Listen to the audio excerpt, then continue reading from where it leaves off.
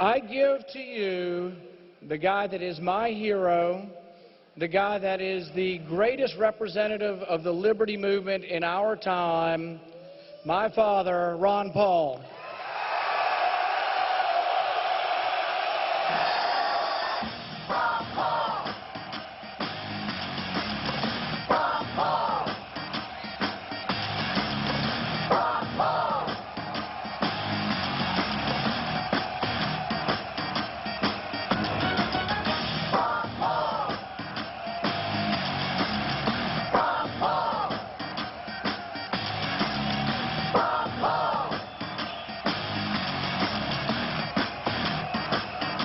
Thank you very much.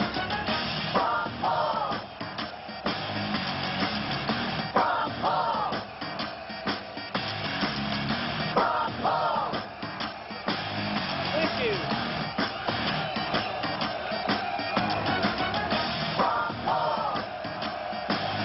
Thank you, everybody. Thank you very much.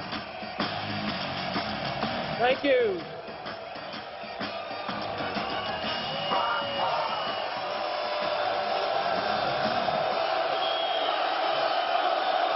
Thank you, thank you.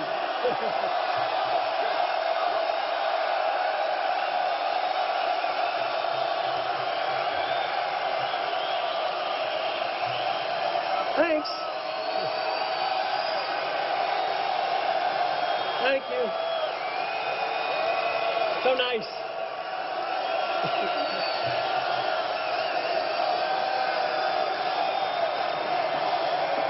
Thank you, thank you.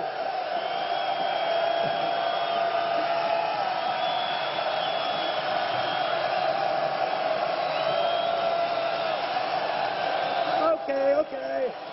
Enough.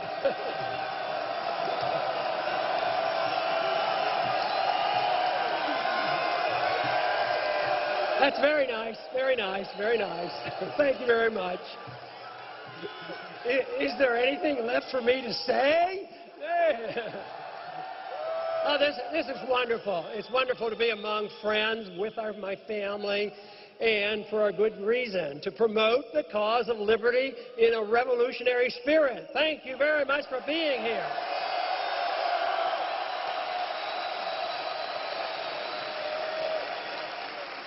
I have to tell you, though, I was pretty worried the early part of this week.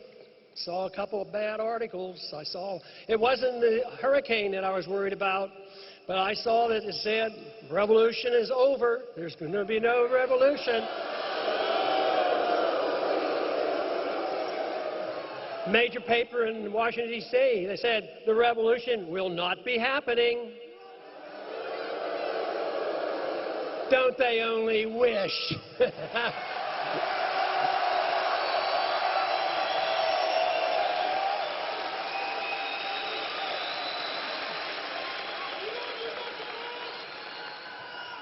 But it is so great to come together for something so important. You know, a lot of people say today is a very important day, and I think it is. Our events today, to me, very important. And they say that this convention, very important this week, and indeed it is. And this election is very important. But let me tell you, there's something even more important than all that, and that is the cause that we're leading and the cause of liberty, the ascension that we're getting right now.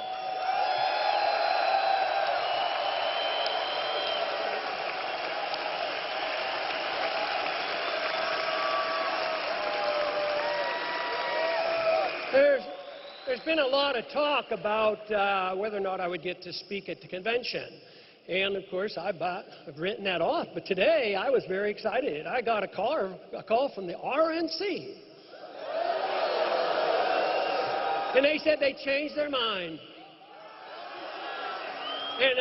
And they're going to give me a whole hour. I can say anything I want. Tomorrow night.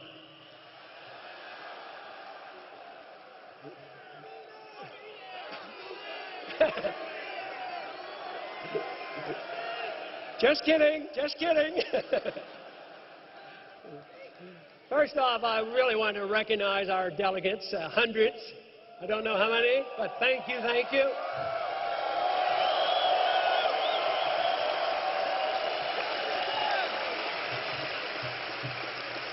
takes a lot of hard work, and you knew the rules better than they thought they knew the rules. But, you know, that didn't stop them. They've learned how to bend rules, break rules, and now they want to rewrite the rules. But then again, maybe they've been paying attention to what's been going on in Washington. They've been bending the rules and breaking the rules and rewriting the rules for too long. That's what we have to stop from happening.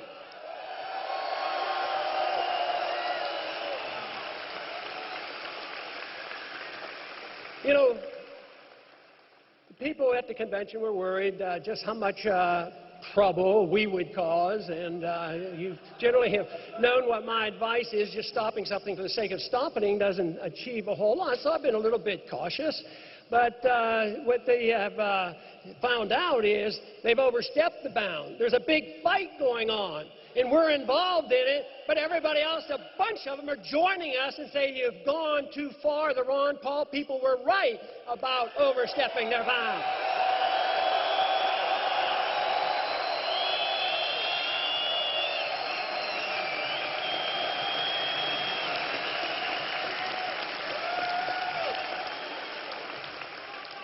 You know, it's just been great, the experience I've had these last 5 years, and it's been a very important time, not only for me personally, but I think for the attention that we're getting. Now, I have received a lot of compliments about it and given some credit about it, but I tell you what, it takes you, it takes a lot of other people. There's been a lot of things going on for decades, and it's coming about. It's coming about. Not so much, not only because I believe we're right on the issues, but what is coming out right now is proof positive that their philosophy of government, whether it's foreign policy, monetary policy, or economic policy, is failing, and they need something different.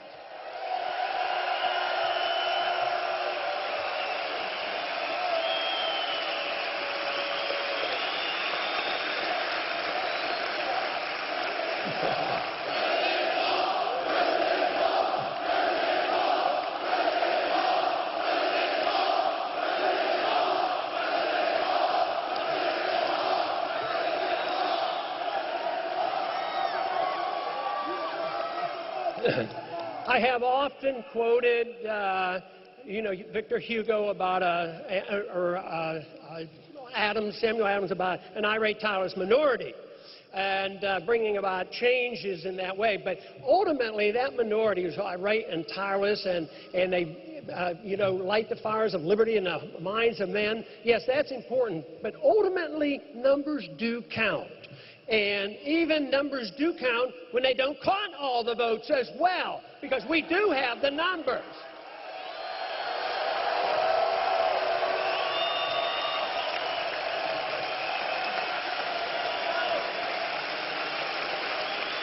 But those who promote ideas ultimately have to have an influence on the prevailing attitudes of the people. And that is what's happening today. The people now are waking up, and they're realizing the failure of what we have and the reason that these ideas are coming about. Now, in this primary, we had close to 2 million votes. They say, oh, yeah, there's 2 million votes. That doesn't swing an election, da-da-da. You know, it's no big deal. But guess what? For every vote that we got in the primary, let me tell you, just from my personal experience of traveling around the country and meeting people at airports and wherever, the support out there is much, much greater, and they don't feel comfortable coming to a Republican primary. So the support there, I would say, be 2 or 3 times as much as the number of votes we got in the primary.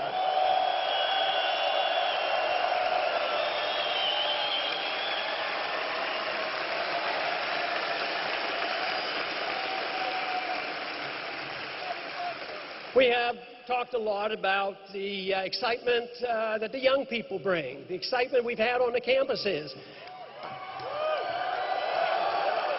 I asked somebody on the staff after the last campaign event on a college campus, I said, how many campuses did I go to? And let me tell you, if they had told me I was going to go to this number of campuses during the campaign, I probably would have said, there's no way you could do that. We went to 33 college campuses.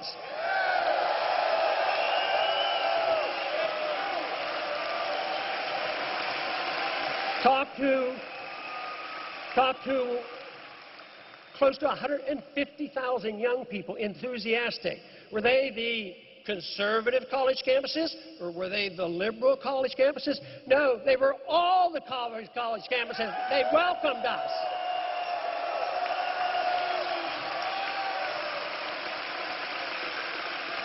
Now, when you think, if there's a party that says, well, we have an open tent, we want new people to come in, we want to appeal to the young people, don't you think they would be begging and pleading that they come into the big tent? No, we'll get into the tent, believe me, because we will become the tent eventually.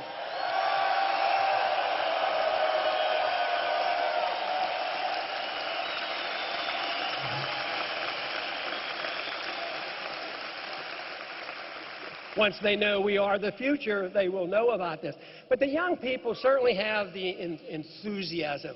And I think it's the enthusiasm that really energizes a campaign. It energizes not only themselves and the college campuses, and I've always maintained there will not be a true revolution unless the college campuses are alive and well with those ideas.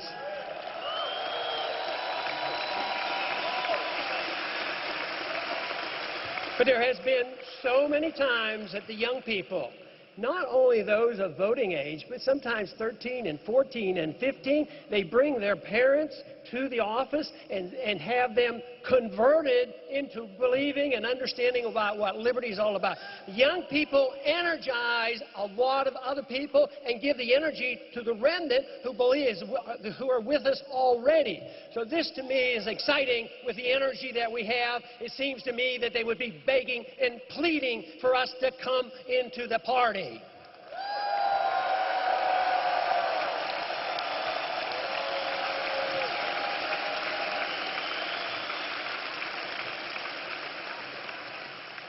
You know, most people in this room probably have read that book called 1984. It was required reading in high school for so many years. And, you know, I figured it out. I can explain to you where the problem is. 1984 has been read by a lot. I would assume everybody in this room read it as a dire warning of what could happen to a society if you're not careful. I think a bunch of people read the book and thought it was a business plan, and they ran for Congress. Because so many claim they read it, and they claim that they understand this, and yet they do the very things that we have been fighting against and trying to stop. During the campaign, I got a lot of advice. Can you believe that? A lot of advice. Sometimes from strangers, sometimes from our enemies, sometimes from my family as well. But no, but the advice that came up from the very well-meaning individuals who were in the category of maybe mainstream Republican. And they would come up and say, Ron, we really like you. We like what you're doing, and we like what you're saying. But if you would only do one thing, if you would change one thing, boy, you would really have a lot more success. You need to change your foreign policy.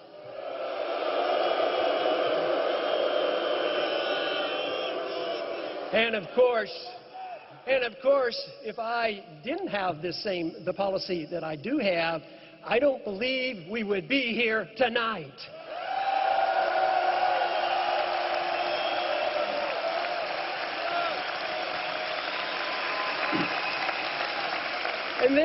And this is something they obviously do not understand. Those who do understand it fear it because of the powerful special interests behind a foreign policy of intervention in the military-industrial complex. So it's complex, but they strongly resent this. But it was mentioned already today. I have mentioned it before, but I think it's the best test of my support coming from, more so than anybody else, from the military for our foreign policy.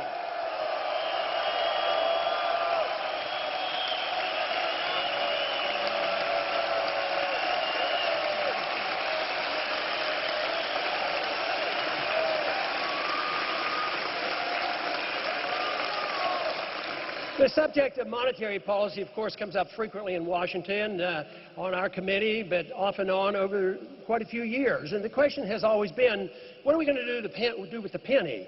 You know, they want to change it to steel, but they can't even afford the steel. If you have a steel penny instead, we're off the gold, off the silver, we're off the copper standard, now we're on the zinc standard, we can't even afford a zinc penny, so that now they want to make them out of steel, but the steel, by the time you pay for labor, it costs more than a penny to make a steel penny. So there was an article, a headline came out the other day, it said, can we save the penny?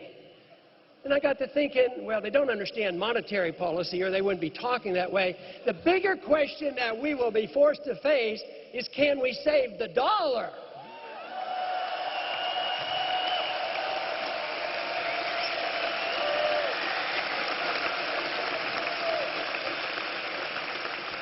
There was a bill passed not too long ago, and as you could guess, I voted against it, and that's that Dodd-Frank bill. Did you ever hear of that monster? In that bill, they gave more power to the Federal Reserve. They created a board, a Consumer Financial Protection Bureau, protect all the consumers.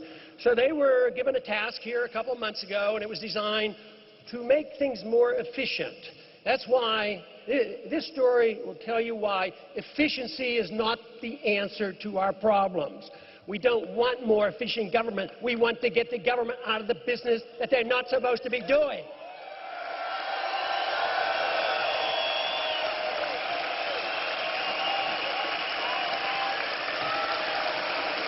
But this new Consumer Financial Protection Board was given the task of simplifying the applications for a mortgage loan because it's complex. And now they're more complex because they had a bubble and they don't know where the bubble came from because it was probably because they didn't fill out enough forms. So they said, what we need to do is simplify these forms. So they went to work, and indeed, they came up with the solution. They provided the solution.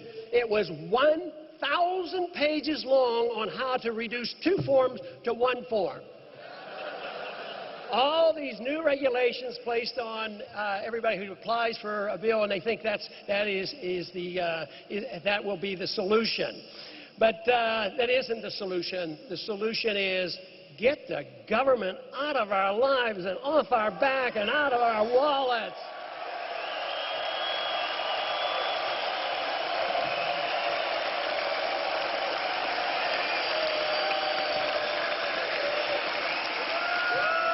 Now, if we are serious, and when we have the clout, what we do is we don't tinker around with 1,000 pages to simplify things. What we do is we repeal Dodd-Frank is what we do.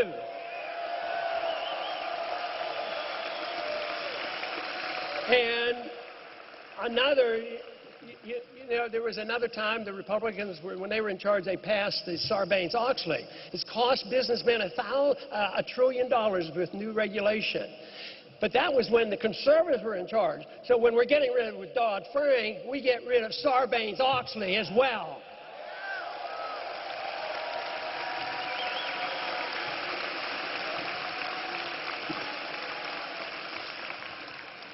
I am convinced that we're living at a time that an era is ending, and this is significant because you can be depressed at times when you look at what's happened in Washington. You work hard, you come close to victories, you don't have real victories, and it goes on and on. He said, this is too overwhelming, and Washington is responding too slowly.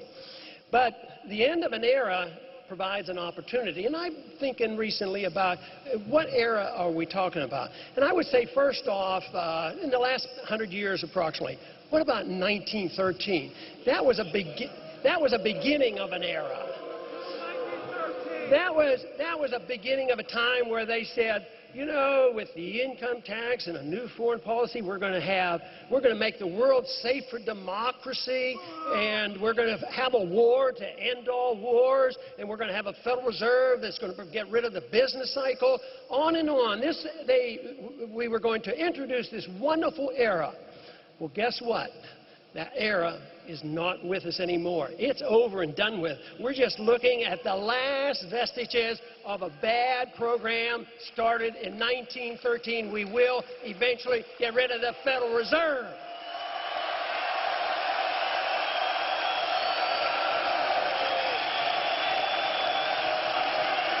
End it. End it.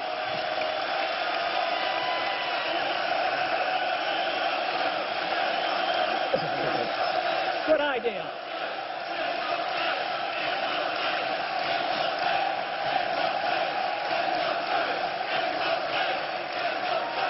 Also, at approximately that same time, something else was started, and that was the domination or the oncoming of communism, 1917.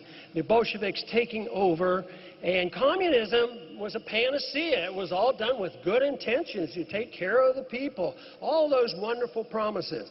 Well, communism lasted 74 years. It dissipated between 1989 and 1991. People don't talk too much about communism anymore.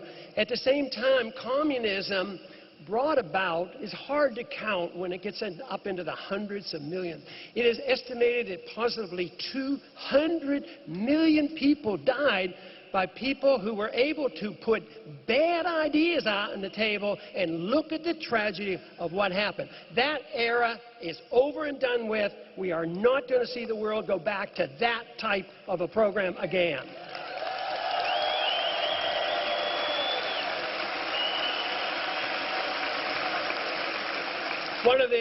One of the books that impressed me when I was still in medical school was Dr. Zhivago. And I remember one line in there when Laura was talking to Zhivago, and things were very, very bad during the revolution. And she says to Zhivago, "What a terrible time to be alive." And she was absolutely right, anticipating just what was coming. But I think things are different now. I don't think we should be as depressed. We have more knowledge now than ever before.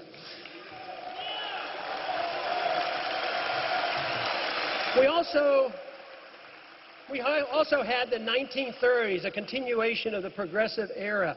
We had the Keynesian economic policies take over, the New Deal policies taken over, the fascism of Hitler and Mussolini. And they contributed to another 25 million people that died, just the fascism of Europe. So the 1930s didn't do as well either. And then that, of course, when you have bad economic policy, when you get involved in a war to end wars, it's only a war to begin more wars, and you end up in another world war, we end up, again, another World War II, and then after World War II, we have this internationalism come in. We have the development of the United Nations and the IMF and the World Bank. But they set up, of course, they were working toward worldwide currency, so they set up this Bretton Woods agreement on money, which was a total farce. The good economists, the Austrian economists at that time said, it can't work, it won't work. And indeed, when it fell apart, it was a very, very impressive day for me, because like it is tonight, a Sunday evening, it was on a Sunday evening, August 15th, 1971, the Bretton Woods monetary system collapsed. But that was predictable, and that's over with. And there are some, there's no doubt, would like to go back to that. But it also gives us the wonderful opportunity to advance forward. In more recent history, we have had the advancement of these failed policy. The Project for a New American Century. That is you already know there are a bunch of neocons running that show.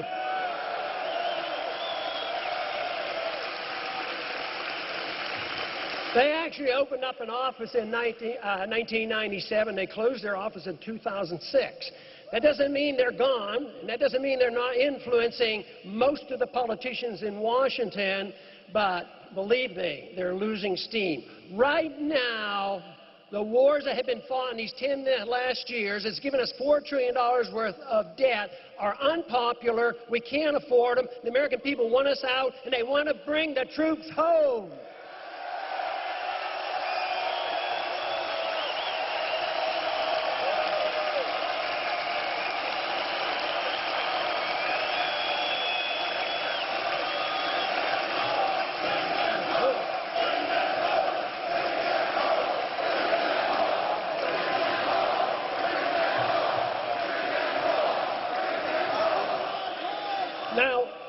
If they don't listen to your shouts, and if they don't listen to common sense, they're going to listen to the facts of life. And the facts of life is we can't afford it anymore. The Soviets didn't leave because they had an enlightenment. They left because they were broke. And they so foolishly got bogged down in Afghanistan. So why don't we wise up and just take care of ourselves and defend our country and not be the policemen of the world?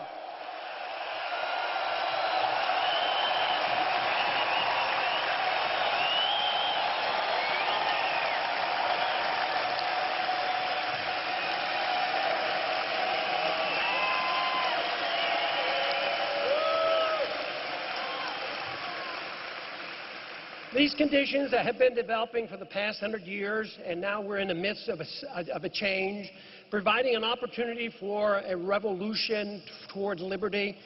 This has provided some very serious problems for us. It will not be smooth sailing, but there's reason to be optimistic that we can have great achievement. But to me, the three problems that we have to face, number one, that I see as the problem, that if we solved it, it probably would solve most of the other ones. And that is the attack on personal liberty.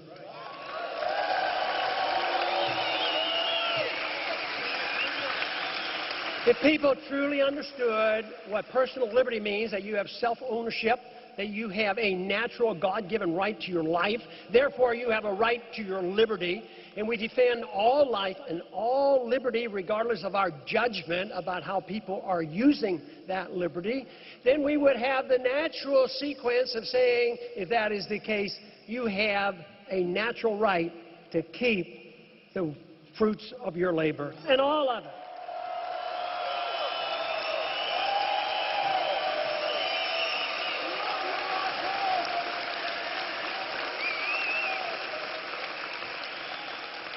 Personal liberty, when it returns, once again, you'll be able to drink raw milk. You'll be able to make rope out of hemp. You will be able to feel secure in your houses, that the federal government will not be able to spy on you or bust into your house without a search warrant.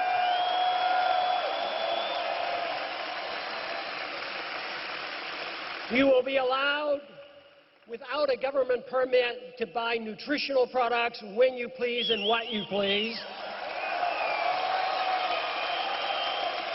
No longer will government assume they have the responsibility of protecting you against yourself. Nobody can do that.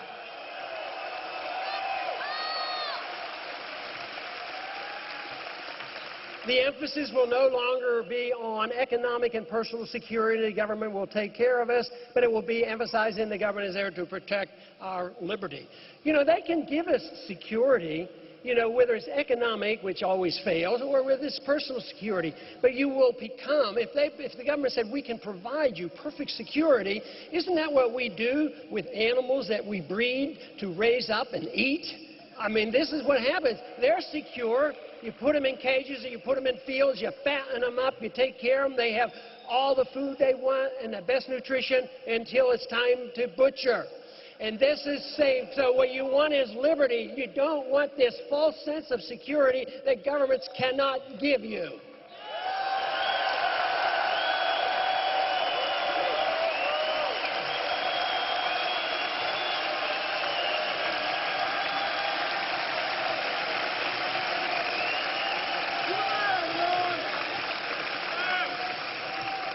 Now, it is true, in a free society, you can pick your nutritional products, and you can make your own choices, and you can drink raw milk. But you also, in a free society, you're allowed to make even more controversial choices. You might even decide to drink alcohol. And you know, there's a little bit of risk in alcohol, but in a truly free society, they tried that alcohol business one time. It didn't work very well. Too many politicians drank alcohol, so they finally repealed that. But yes, you would be allowed to make a decision on what kind of, what things you smoke and drink or eat, or whatever you do to your own body.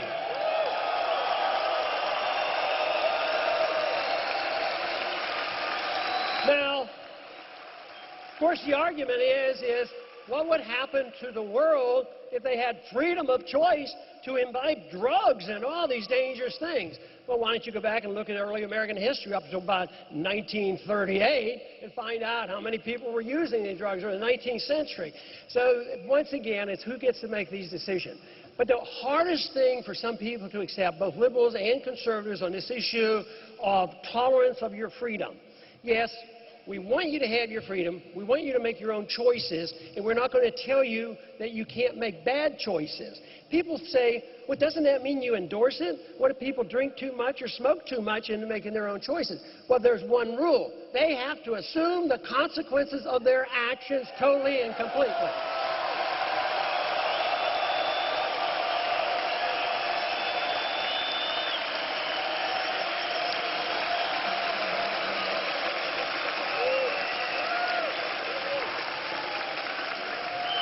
But it is under the pretense of taking care of ourselves that we have this drug war. Our government agencies have been known to be involved in drug trades. Government agents have been involved. The law enforcement agencies have been involved. And guess what? Guess which industry would like to see marijuana never legalized? That's the alcohol industry. How about the drug companies that sell all these tranquilizers? They don't want marijuana legalized either. So there's a lot of special interests that would like to keep drugs illegal. But the attack then is on our liberties. That is the important thing. We want our freedoms to make these decisions even when the wrong decisions are made.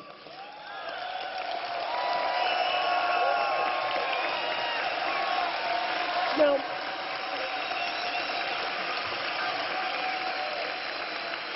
and there's still some people say, well, no, if it's legal, that means we've endorsed it. No, we don't. We don't endorse it. What about on religion? We're pretty good on religious values. Some people choose no religion. Some people pick different ones, 10, 20, 30, 50 different kind of religions. But we generally protect that and say that's your own choice. You can make your own choice. We are not judgmental about that.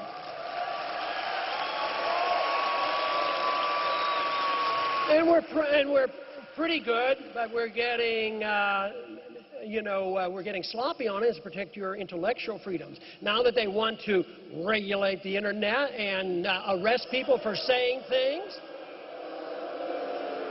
this is where we're going to have to be very careful, because when the state feels like they're under attack, probably the first freedom they get rid of is freedom of speech. Ideas, spreading ideas. That is why our ideological revolution has to pursue, and it has to pursue quickly before they take away our ability to communicate. But it's the ideas that changes the world, so that is why the First Amendment is so crucially important.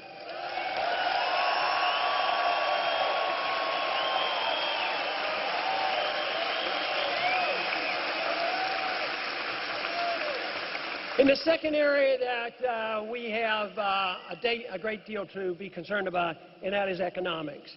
We're in an economic mess. It's very, very bad. I am convinced it's worse than anything that we faced, worse than the Great Depression, worse than, when we're in major wars, because the fundamentals, the foundation of our economic system, the understanding of property rights, the understanding of monetary policy has so eroded that the bubble that still exists is so huge, and it's worldwide.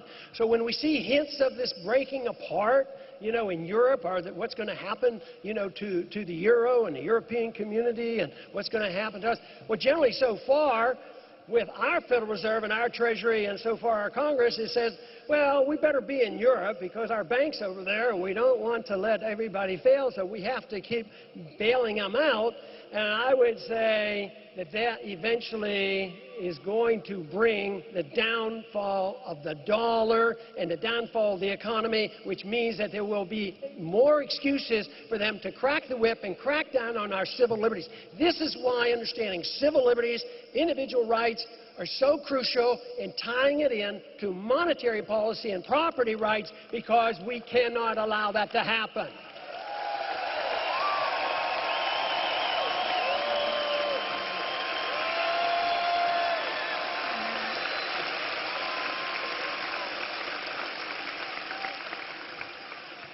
The economic system today is based on debt. For too long, what we have done is we've bailed out every attempt for the market to correct the mistakes made, especially since 1971. We've always jumped in and interfered. That is, we spent more money, printed more money, lowered interest rates, and there seemed to always be a response. Even though the statistics now are showing how devastating this economy and destruction of currency is. The average American family's losing. They know it. It's on the news this week, significantly. And that is a predictable event. Austrian economics teaches that if a government deliberately devalues and destroys the value of the currency, it will destroy the middle class, and the wealth will gravitate to the wealthy. That is the reason monetary policy is important, and the reason that ultimately we get rid of the Fed.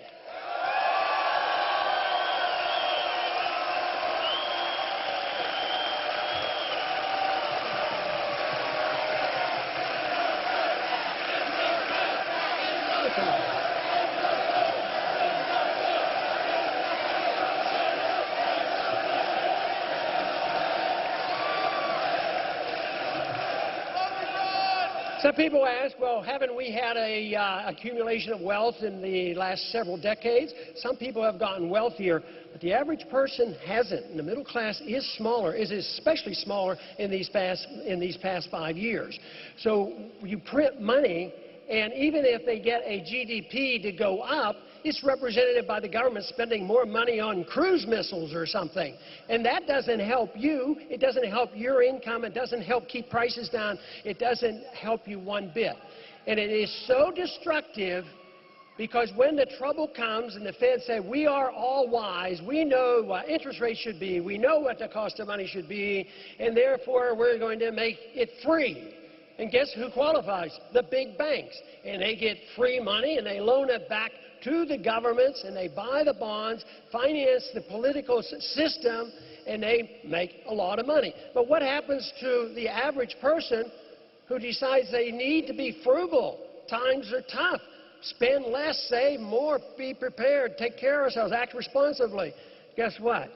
Instead of getting a market rate of interest, which very well could be 5, 6, 7, 8%, they get 1% or nothing. So it is so unfair, and once again, it is biased against the people, protects the big banks, the big corporations, and the politicians.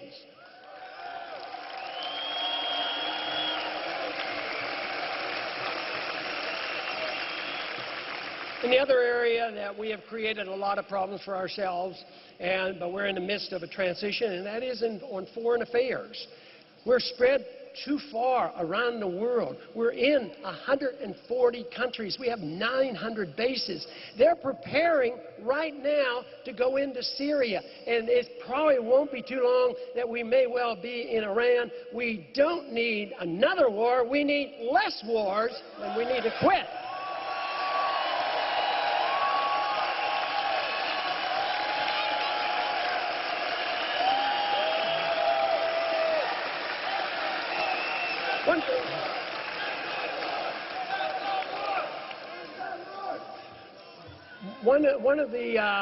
One of the strongest things that we have to deal with, of course, is the foreign policy as a consequence of the tremendous fear about being attacked by a terrorist.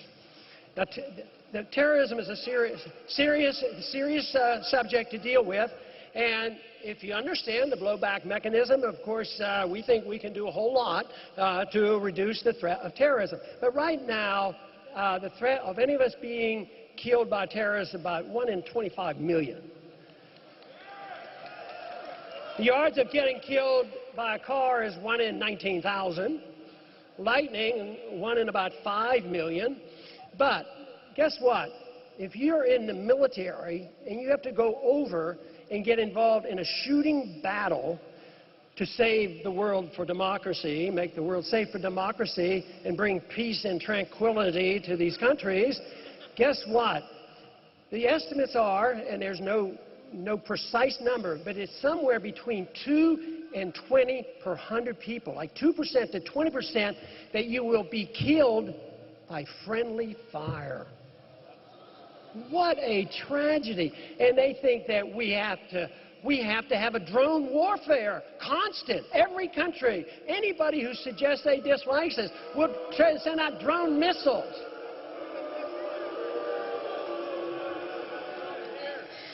And guess what? That does not win friends. It does not help us in any way whatsoever. It has been said that they were very pleased that we were over there. It was much easier killing us over there than needing to come over here where the Second Amendment is still alive and well.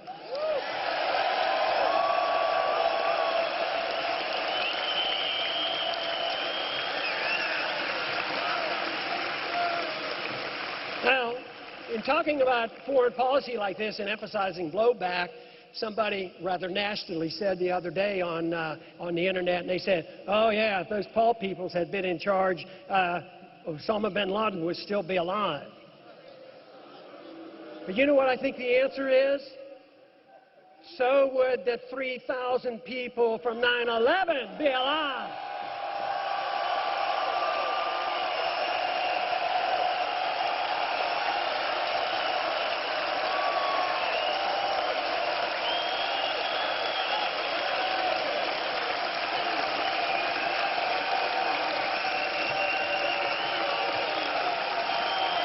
And so would the 8,500 Americans who were killed in Iraq and Afghanistan. They would be alive as well. And also those 44,000 military personnel who have come back severely injured, they would not be suffering those consequences, and we wouldn't have hundreds of thousands suffering from post-traumatic stress syndrome as well as brain injuries. So I would say if you take that and add in $4 trillion, our side wins that argument by a long shot.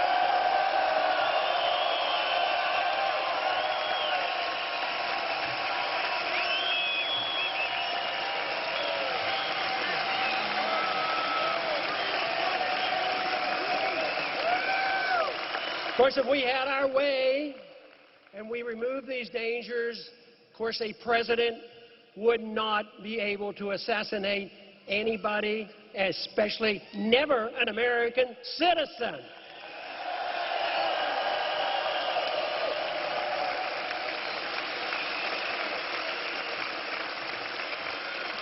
Then, of course, if we have our way, we would repeal the provision in the National Defense Authorization Act.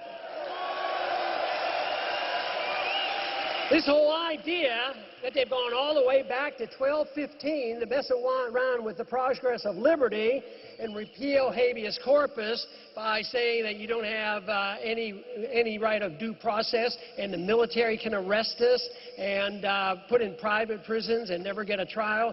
There's something very un-American about that, let me tell you. Now, there was, when that bill was being debated in the Senate, there was a provision in there so that actually it looked like it was going to get passed. The provision said that if we as an American citizen were arrested and we were tried and found innocent in a jury trial, they still claimed that they could put us away forever and held indefinitely in detention after finding it. But it didn't get that bad. It's still bad, but there was a senator, I can't think of his name, I think he was from Kentucky, and he was able to stop that. Once it got out on the table, they said, oh, we didn't know that was in there. Of course, that's always possible because they don't have the vaguest idea what they're voting on most of the time.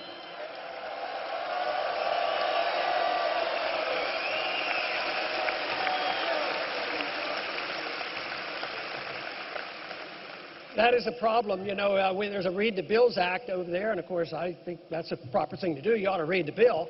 But, you know, I have to admit, I haven't read all those bills. I mean, if they're 1,000 pages long, my staff has good instructions. They say they have an easy job. They say all they have to do is show me if it's unconstitutional.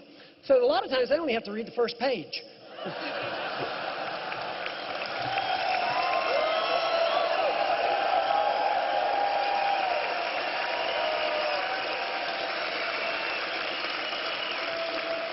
And if there was ever a time if I wasn't well informed or I came quickly and thought, well, maybe haven't thought this through completely, let me tell you, it's always been safe to vote no.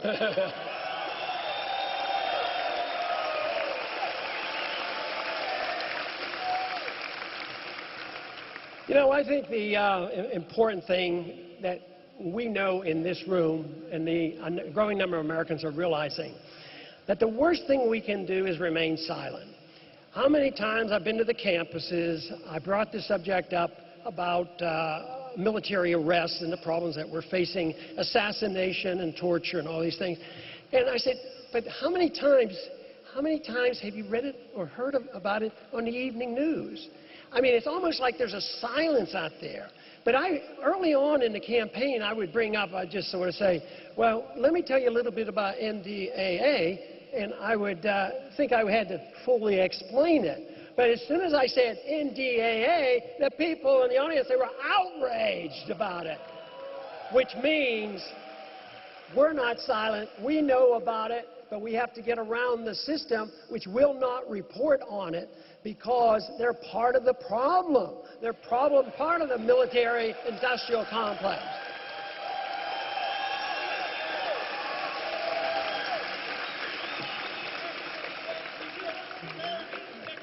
But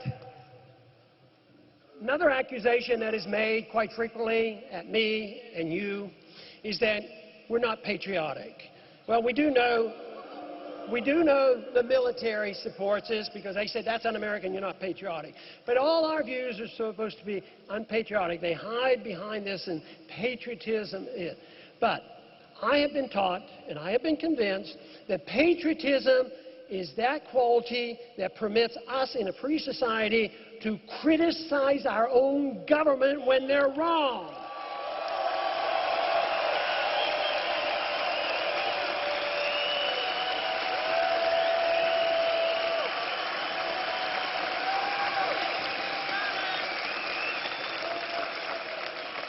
This is why I have a soft spot in my heart for whistleblowers.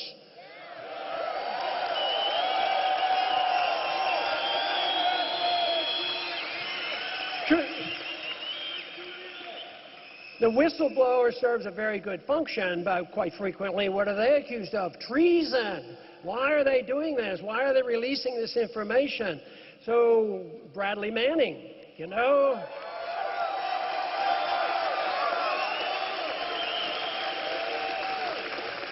Now, he's in the military, and there are probably some, debate on exactly how and what to do, but let me tell you, Bradley Manning didn't kill anybody. Bradley Manning hasn't caused the death of anybody. And what he has exposed, he is equivalent to Daniel Ellsberg, who told us the truth about Vietnam.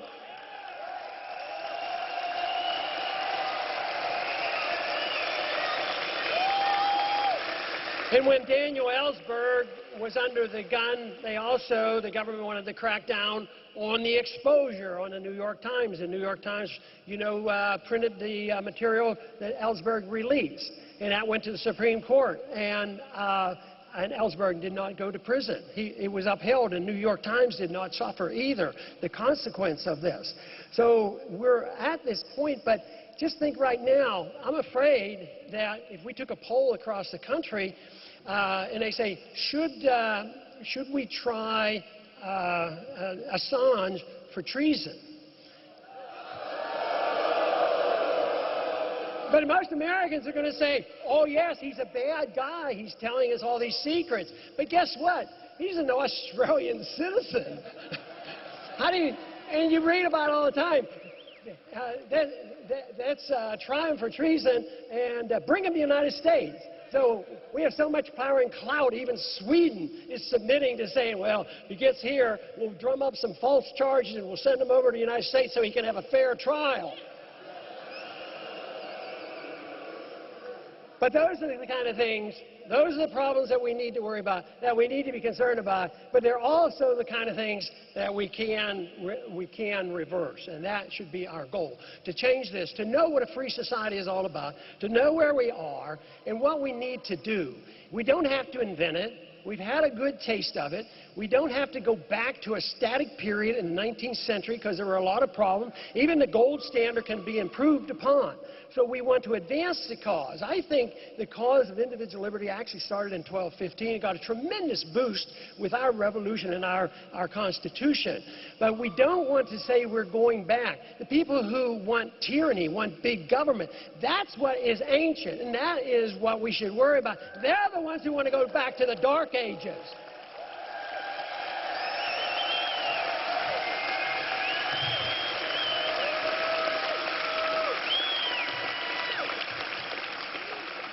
So how do we look at today, 2012? Do we look at it like 1913? Are we starting all over again and bringing in a new system? Is it 1917 with the Sovietization and the communization of the world? Is it the 1930s where we had so much fascism and Keynesianism and all the mess we have, and then the 50s and the advancement, or now are we going to have to live with the neocons? Or are we going to say, we're living in a new era, we're going to start something different, completely different than all that?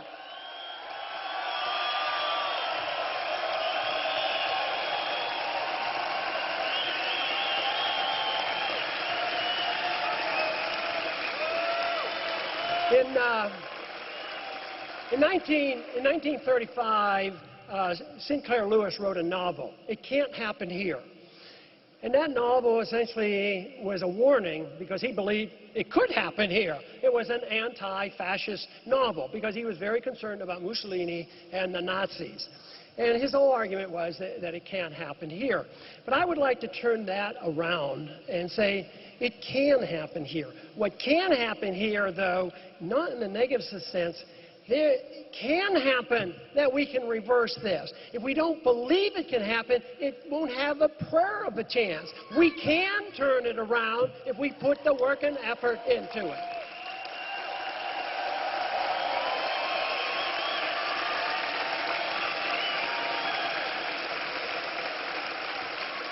Some people, will still be negative and they say, yeah, but how many times have you seen a revolution that really has turned out? All through the 20th century, so many revolutions and wars to end wars and all that. It never happened. And right now we still have neocons all over the place. They aren't all in one party either. They're in both of the parties, and that's what we have to be challenged. But there have been times in our history where, in the history of the world, where there has been successes. In 1850, the British passed a law. It was called the Repeal of the Corn Laws. And it was an introduction into free market economics, repealing mercantilism and protectionism, and ushered in the age of the Industrial Revolution. And it was a difficult time. Peel, who was the representative, had this passed. He worked for many, many years, and it was finally passed. And it was smoothly. There were a lot of special interests involved, but it worked. It was smoothly, and they transitioned from mercantilism into a much better system. In 1919, they decided in this country that we were going to take care of the American people to make sure the American people's habits were wise and frugal. And so they passed this prohibition of alcohol. And it was an absurdity. It didn't work. But what happened by the early 1930s? By 1933, the people rose up and said, this is ridiculous. Prohibition is bad. And they repealed prohibition. So someday we're going to wake up and say the same thing about all drugs and right now we're getting a lot more support for this. Repeal these drug laws, get rid of the crime associated with the drug laws.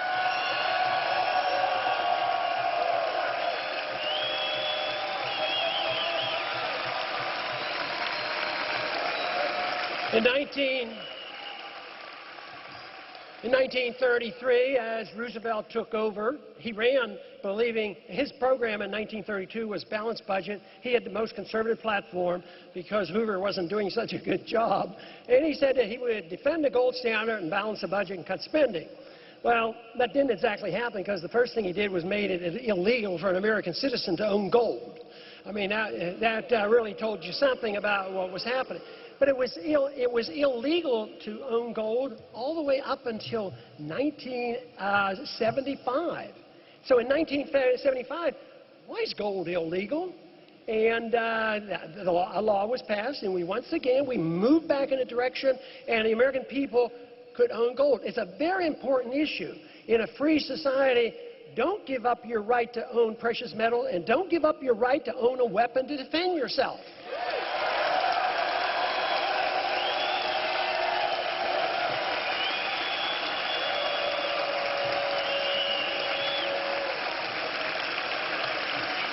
But then we even made a little more progress because we had not minted any gold coins since the early 1930s. So in 1985, once again, as a consequence of the Gold Commission, one thing that they came out of that, what we came out with, they would not go along with the views that I had on gold at the time, and they said, well, we'll throw them something, so why don't we go back to minting gold coins again? Far from imperfect, not a gold standard, but it was a big thing. It was a big deal for us to take something minted. It was one of the few constitutional authorities that we have to mint gold and silver coins. So that was restored in 1985. Point being is that it isn't inexorable that we move in the wrong direction. We can start moving in the other direction.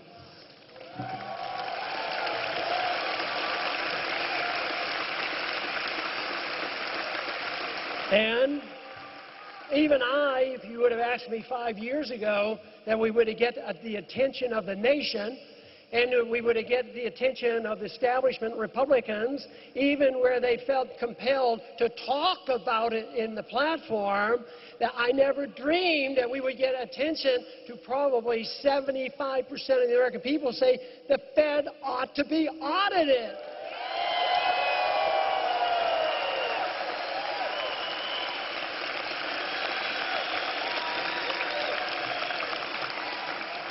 So what is our big challenge? The big challenge is can we restore natural rights, God-given rights to our people so that we emphasize the fact that return of liberty can solve so many of our problems. Economic policies means private property, contract rights, gold standard, and get the government out of this business of regulating. The market in property rights regulates quite well. Under those conditions, guess what happens in a free market? They say there'll be no regulations. No, the regulation is if you go bankrupt and you don't get bailed out by the government.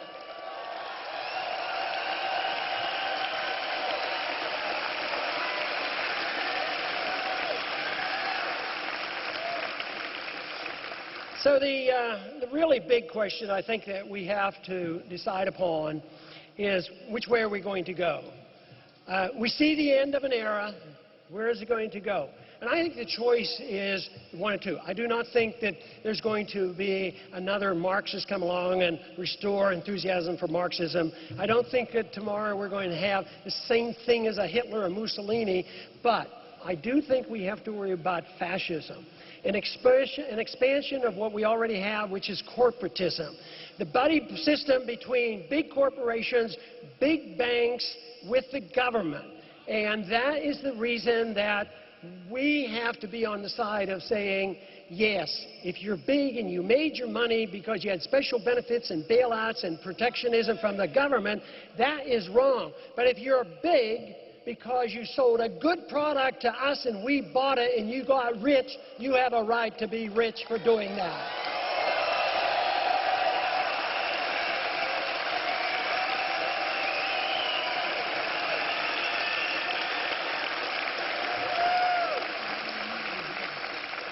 We do know that ideas do have consequences, and an idea, as I've often said, as time has come, can't be stopped. I really believe we're here. I think we're here. They're not going to be able to stop us. But we have to learn to know how to spot the fluff, the baloney, and get rid of it. Don't listen to it. But you just can't hit them over the head with a 2x4. It seems like maybe that's the best way to do it at times. You know, some people claim that I have not been, and I don't express my outrage enough. You should be more outraged. Look at what they're doing to you. How did you ever put up with that? What did you do all this? They'll say to me, how did you ever put it up with this in Congress 30 years and you're not yelling and screaming? But have you ever thought about it? What if I became outraged at everything they did wrong? I'd have been worn out in about 5 years for sure.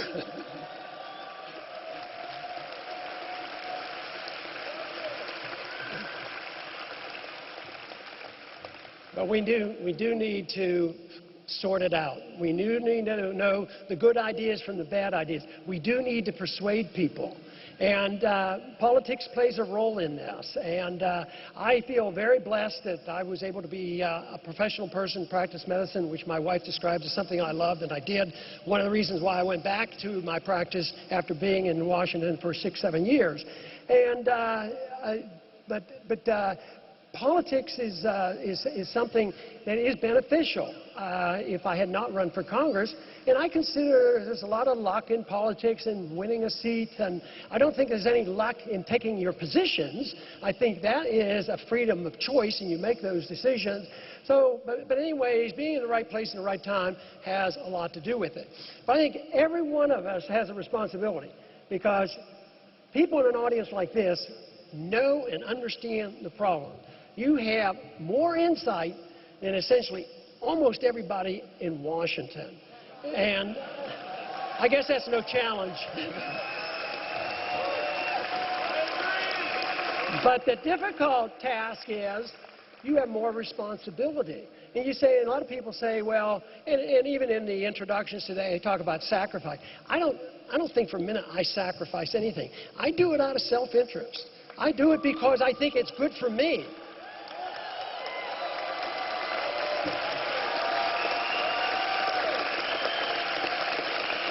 I do it because, well, I enjoy ideas. I enjoy sorting out right from wrong, good ideas and bad ideas, and there's some fun in it. I always advise, if you're in this business and you don't try to have some fun, like I hope we do the rest of the evening tonight too, to have some fun, then you're going to get worn out. But once you come to the conclusion that you put this whole thing together, personal liberty, property rights, sound foreign policy, monetary policy, and then there's an enlightenment. It comes and a light goes on and you say, wow, this really comes together.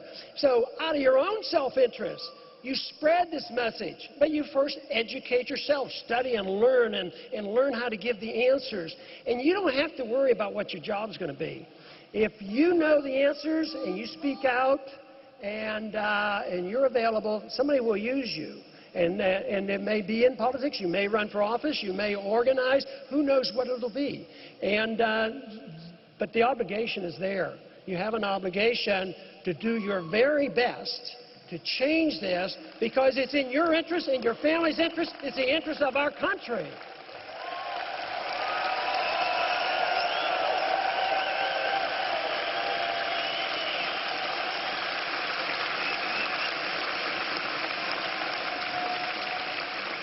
When we do this, we have to aim high. We have to be very idealistic. We have to use reason, and we have to have passion. We have to have passion for this. This will convert people, rather than grabbing them by the collar and saying, don't you understand what I'm saying? Listen to me. Doesn't work, I'll tell you that. It just doesn't work. A soft answer sometimes is a lot better. A soft answer in Washington doesn't seem to help too much, but when you're persuading your friends, soft answers and discussion is a good way to convince people. This whole idea of describing it as a one unit, that you don't have economic freedom and personal liberty and they're separate, no, it's all one issue. And also, if they get very confused and they say, well, I don't quite understand that, just tell them, freedom is popular. That's the reason.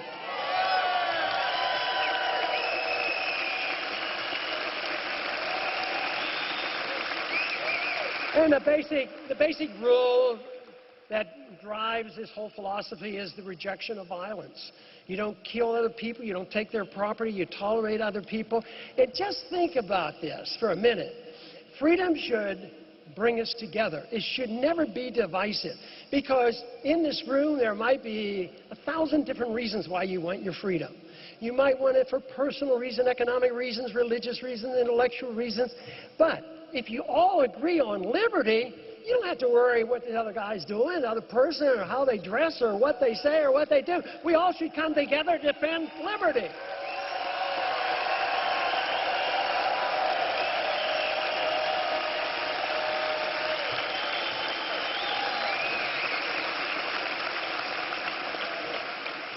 Giving up this initiation of force or violence is very important. I mean, we live with a lot of violence, state violence, police violence, individual violence, and we're in a very violent culture.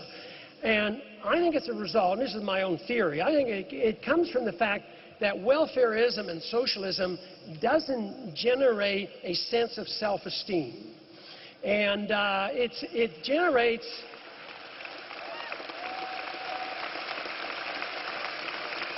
Instead of generating an understanding and enjoyment of liberty, it generates this idea that somebody owes me something. And this is very negative. And then I think self-esteem comes from production, where you feel good about yourself, that you did something.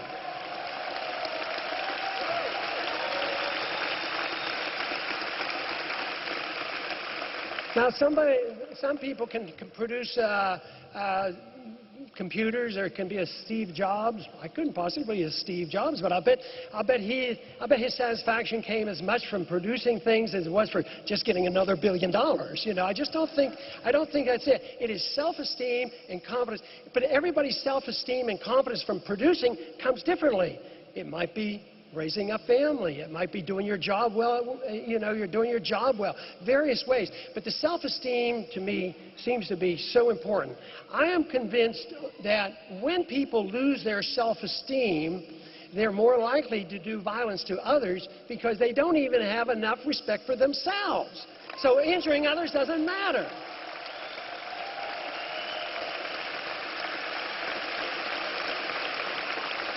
And maybe those who redistribute wealth suffer from that same problem. Oh yeah, superficially they want to redistribute wealth and take care of everybody, but they too might not have enough self-esteem to understand where it really comes from. My personal goal with my politics and my personal life is that a free society provides me an opportunity to seek virtue and excellence. And that should be a personal goal. And in doing that, it is better done in a free society. If the government takes over the rule of trying to make you a better person, an excellent person, and make you virtuous, it's all over. It's all over. That is the seeds of an authoritarian society.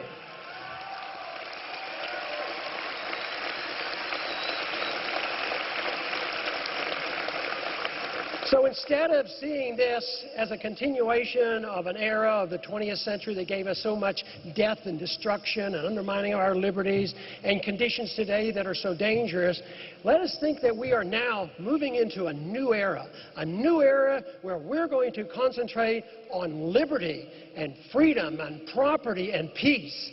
I believe that is the cause that we should lead, and I thank you very much for being part of it. Thank you.